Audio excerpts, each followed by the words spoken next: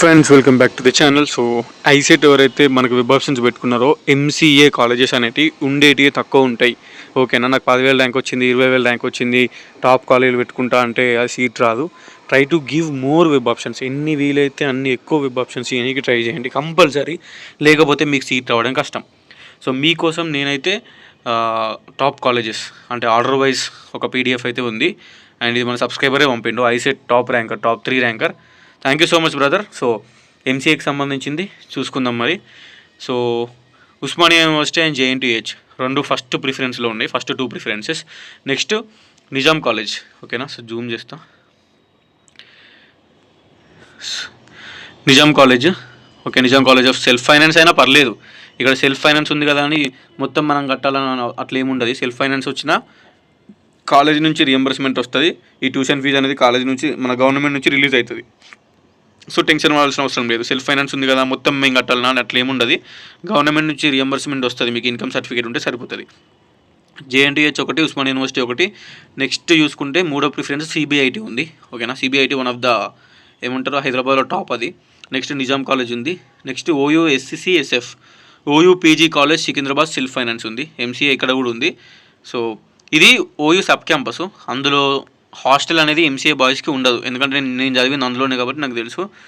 OU PG college science Saifabad self finance. So సైఫాబాద్లో ఉందనుకుంటా కానీ సికింద్రాబాద్ పీజీ కాలేజ్లో లేదు అది అన్నట్టు. ఓయూ సబ్ క్యాంపస్లు ఇవన్నీ. నిజాం కాలేజ్ కానీ, ఈ సికింద్రాబాద్ పీజీ కాలేజ్ కానీ, సైఫాబాద్ సైన్స్ కాలేజ్ కానీ ఇవన్నీ ఉస్మానియా సబ్ క్యాంపస్లు. ఉస్మానియా మెయిన్ క్యాంపస్ పెట్టుకోండి, సబ్ క్యాంపస్ పెట్టుకోండి, జేఎన్టీహెచ్ పెట్టుకోండి, ఇవన్నీ క్యాంపస్లు అన్నట్టు. నెక్స్ట్ చూసుకుంటే ఆర్బీవీఆర్ఆర్ ఇన్స్టిట్యూట్ ఆఫ్ టెక్నాలజీ, ఇవన్నీ హైదరాబాద్లోనే ఉన్నాయి. OU college for women self finance. ఓకేనా, OU college for women self finance Koti. ఇది వచ్చేసి university main campus, Koti women's main campus, అమ్మాయిలకి మంచిగా ఉంటుంది. నెక్స్ట్ చూసుకుంటే AV college of arts and science commerce and KU college MCA department of computer science Warangal and KU college of MCA department computer science. ఇవన్నీ క్యాంపస్లో మనకి. So క్యాంపస్లో చూసుకుంటే ఇక్కడ ఇదంతా లాస్ట్ ఇయర్ అలాట్మెంట్కి సంబంధించింది, ఏ కేటగిరీలో ఇంత అలాట్ అయ్యారని. Next RG Kedia college of commerce. Okay, KU Nanakram Bhagwan Das science college self finance, Sai Sudheer PG college self finance. ఇవన్నీ చూసుకోండి ఎక్కడెక్కడ ఉన్నాయో మీ లొకేషన్లో చూసుకోండి. ఇక్కడ ప్లేస్ కూడా ఉంది కాబట్టి. పాలమూరు యూనివర్సిటీ అండ్ ఎన్ఆర్ఐఎం అని ఉంది, ఇది ఒక ఇన్స్టిట్యూట్.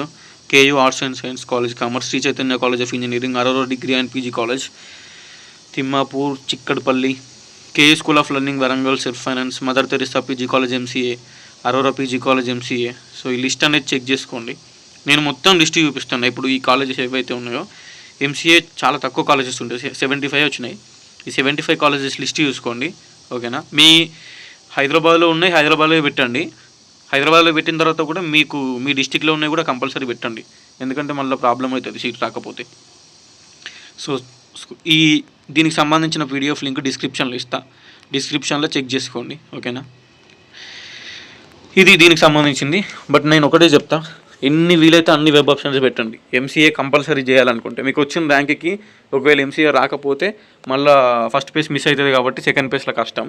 అందుకే కంపల్సరీ ఎక్కువ వెబ్ ఆప్షన్స్ పెట్టడానికి ట్రై చేయండి. సో ఇది నా సజెషన్ ఎంసీఏ వాళ్ళకి.